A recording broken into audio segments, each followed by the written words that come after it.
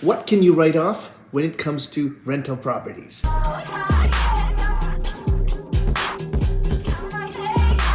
Today's video, we're going to talk a little bit about different write-offs. It's tax season and everyone's talking about this.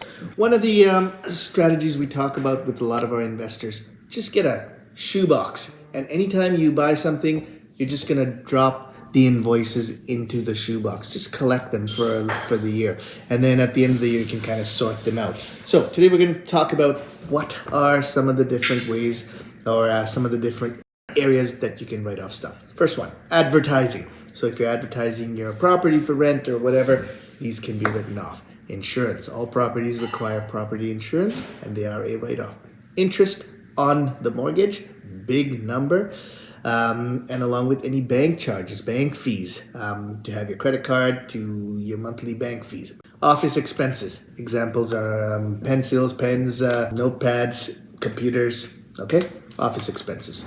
Professional fees, so including legal, lawyer fees, and accounting fees, the person doing your taxes, bookkeeping fees, that kind of stuff can be written off. Management and administration fees, so property managers, any other kind of administration you're employing, or software that you may be purchasing for management. Repairs and maintenance, okay? Big one, obviously, repairs and maintenance. You do require a receipt, so cash jobs are not write-offable, if that's the right word. Okay, so it's not a benefit to pay cash. You're saving the HST, which is 13%.